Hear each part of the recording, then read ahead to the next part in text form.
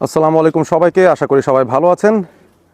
বাংলাদেশের ২৮ সদস্যের preliminary squad ঘোষণা করা হয়েছে আসিয়ান কাপকে সামনে ঘিরে, এবং যেই ক্যাম্পটা শুরু হবে থমাস ডুলির আন্ডারে এবং তার দুই অ্যাসিস্ট্যান্ট কোচ তারাও কিন্তু উপস্থিত রয়েছেন। তাদের আন্ডারে এই ক্যাম্পটা শুরু হবে আগামীকাল থেকে, অর্থাৎ ২৭ অগাস্ট থেকেই।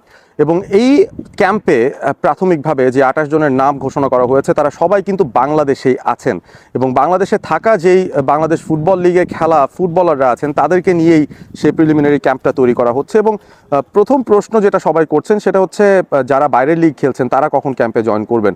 মোস্ট লাইকলি তারা ক্যাম্পে জয়েন করবেন না, তারা সরাসরি বাংলাদেশের আসিয়ান কাপ কন্টিনজেন্টের সঙ্গে জয়েন করবেন যখন তারা ইন্দোনেশিয়াতে যাবেন, যেটা সেপ্টেম্বরের ওই ইন্টারন্যাশনাল ব্রেকটার মধ্যে অনুষ্ঠিত হবে। সেপ্টেম্বরের ২৪ থেকে অক্টোবরের ৬ এই হচ্ছে টাইমলাইন। এর ভেতর দিয়েই ফিফা আসিয়ান কাপ অনুষ্ঠিত হবে প্রথমবারের মতো, যেখানে বাংলাদেশ ইন্ডিয়াকে রিপ্লেস করে ওই টুর্নামেন্টটা খেলতে যাচ্ছে, এবং তারা ইন্দোনেশিয়া, মালয়েশিয়া এবং সিঙ্গাপুরের সঙ্গে গ্রুপ এতে পড়েছে। সো এই হচ্ছে পরিস্থিতি। বাট দিন শেষে আমরা কিন্তু জানতে পেরেছি কিছু বিষয়, যে অনেক ফুটবলাররাই আছেন যারা প্রবাসে আছেন এই মুহূর্তে। কেউ কেউ তাদের ক্লাবের হয়ে ক্লাবের সাপ্তাহিক যেই লিগ ম্যাচগুলো আছে, কাপ ম্যাচগুলো আছে, সেগুলো খেলছেন। কিন্তু কিছু কিছু প্লেয়ার আছেন যাদেরকে হয়তো এখনই আমরা ক্যাম্পে ডেকে আনতেও পারি, এবং সেটার ব্যাপারে হয়তো বাফুফে তারাও কিছু পদক্ষেপ নিচ্ছে। আমরা কয়েকদিন আগে দেখেছিলাম ইউসুফ আহমেদ, তিনি তার বায়োমেট্রিক কমপ্লিট করেছেন, তার পাসপোর্টও হাতে পেয়েছেন, এবং তিনি আসলে এই মুহূর্তে কোনো ক্লাবের সঙ্গে যুক্ত নেই, অর্থাৎ ফ্রি আছেন। সো তিনি যদি ফ্রি থাকেন, তিনি যদি কোনো ক্লাবের সাথে না খেলে থাকেন, সেই ক্ষেত্রে কিন্তু তাকে কিন্তু আমরা দেখতে পারি, তিনি কিন্তু ক্যাম্পে চলে আসতে পারেন। সো তাকে বাফুফে কল করছে কিনা সেটাই এখন দেখার বিষয়, এবং আমার মনে হয় ইউসুফ আহমেদকে কল করে আনলে বেটার হবে, কারণ এই মুহূর্তে থমাস ডুলিকে প্রায় প্রত্যেক দিনই সাংবাদিকদের কোনো না কোনো প্রশ্নের জবাব দিতে হচ্ছে। এবং আজকের যে তাজা খবর সেটা হচ্ছে, তাকে জিজ্ঞাসা করা হয়েছিল যে বাইরের দেশের যেই প্লেয়াররা আছেন যারা বাংলাদেশি বংশোদ্ভূত, যারা এখনও পর্যন্ত বাংলাদেশের হয়ে ডেবিউ করেননি বাট খেলার সম্ভাবনা আছে, তাদের মধ্যে কাদেরকে আমরা দেখতে পারি ক্যাম্পে, কিংবা কাদেরকে দেখতে পারি আসিয়ান কাপের স্কোয়াডে। তিনি সেই প্রশ্নের জবাবে বলেছেন যে অনেকেই তো আছেন, স্কাউটরা অনেকেই খুঁজে বের করছেন, অনেক প্লেয়ারদের ফুটেজ পাওয়া যাচ্ছে, বাট দিন শেষে ট্রায়াল না দিয়ে কোনো প্লেয়ারদেরকে ইনক্লুড করা হবে না স্কোয়াডের মধ্যে, এই ব্যাপারটা তিনি নিশ্চিত করেছেন। এবং ট্রায়ালটাও মোস্ট লাইকলি সেপ্টেম্বরের দ্বিতীয় সপ্তাহেই তিনি করার পরিকল্পনা করছেন।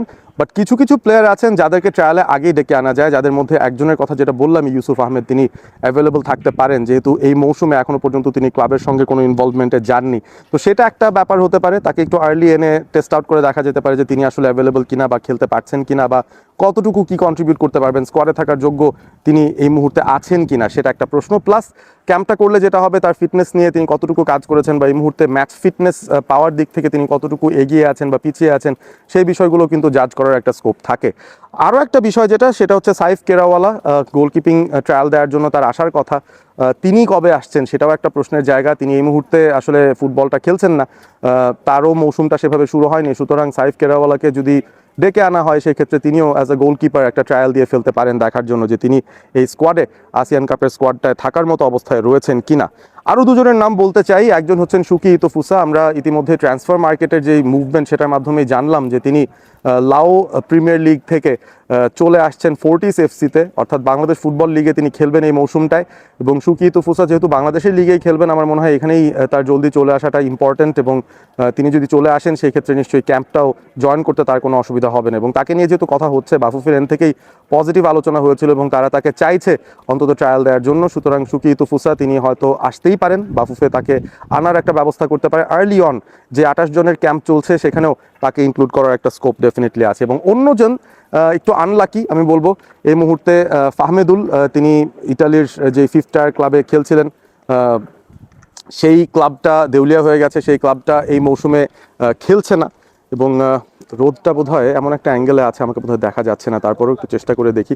ফাহমেদুল বেসিক্যালি যে কাজটা করছেন সেটা হচ্ছে তিনি নিজে নিজেই প্র্যাকটিস প্রিপারেশন নিচ্ছেন, এবং তার দলের সঙ্গে তার যে চুক্তি এবং অন্যান্য প্লেয়ারদের যে চুক্তি ওই দলের সঙ্গে, সব প্লেয়ারদেরকে আসলে রিলিজ করে দেওয়া হচ্ছে, কারণ তারা এবারের মৌসুমটায় ক্লাব ফুটবলে পার্টিসিপেট করবে না। সুতরাং সেই জায়গা থেকেও ফাহমেদুল ফ্রি আছেন, যদিও ট্রান্সফার উইন্ডোটা এখনও ওপেন, এবং আমরা শুনতে পাচ্ছি যে তিনি বাংলাদেশে হয়তো এসে বাংলাদেশের কোনো ক্লাবে খেলবেন না। একটা সম্ভাবনা আসছিল যে তাকে বসুন্ধরা কিংস নিতে পারে কিনা, তবে শেষ পর্যন্ত তিনি হয়তো ইউএইর কোনো একটা ক্লাবে চলে যেতে পারেন। তো এখন ট্রান্সফার উইন্ডোর মধ্যে তার যদি ট্রান্সফারটা না হয়, তিনি যদি ট্রান্সফার উইন্ডোর ভেতরে কোনো দল না পান, সেই ক্ষেত্রে কিন্তু তিনি ক্যাম্পে এসে জয়েন করতে পারেন। সেই ক্ষেত্রে ইভেন দেখা যাক শেষ পর্যন্ত তার বিষয়টা আসলে কোথায় যেয়ে দাঁড়ায়, কারণ তিনি এর আগে ইতিমধ্যে বাংলাদেশকে রিপ্রেজেন্ট করেছেন এবং তিনি বেশ ইমপ্রেস করেছেন। সবাই এক্সপেক্ট করছে যে তাকে অন্তত ইনিশিয়াল ক্যাম্পটাতে ডাকা হবে। সো সেই জায়গা থেকে ফাহমেদুল তিনি যদি ক্যাম্পে চলে আসেন আর্লি এনাফ, তার দল বদলের পরিস্থিতির ইমপ্রুভমেন্টটা যদি হয়ে যায় বা একটা কনফার্মড ব্যাপার যদি এসে যায়, সেই ক্ষেত্রে তিনি হয়তো তার ক্লাবের সঙ্গে আবার জয়েন করতে পারেন। But in the mean time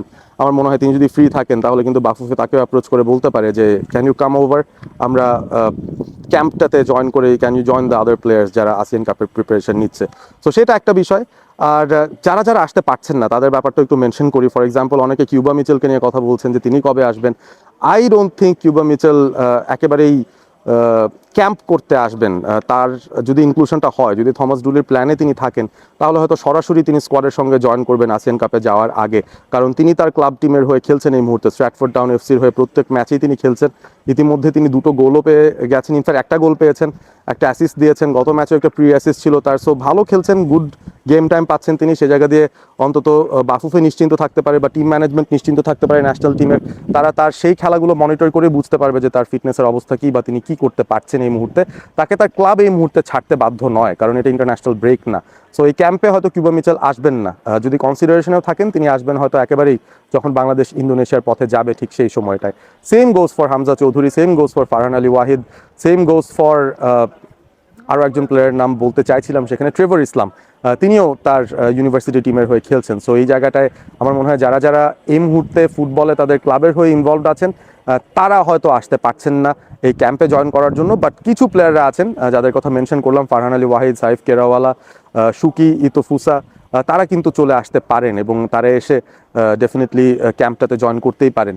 so আপনারা আপনাদের মতামত জানিয়ে দিন, বাফুফের কি উচিত তাদেরকে এই মুহূর্তে নিয়ে আসা, যারা যারা এই মুহূর্তে ফ্রি আছেন বা যাদের এই মুহূর্তে ক্লাব নেই, তাদেরকে ক্যাম্পে জয়েন করিয়ে আগে থেকে তাদেরকে ইন্টিগ্রেট করার একটা প্রসেসে ঢুকিয়ে ফেলা উচিত কিনা বাফুফের, সেই বিষয়টা নিয়ে আপনাদের কমেন্ট জানতে চাই।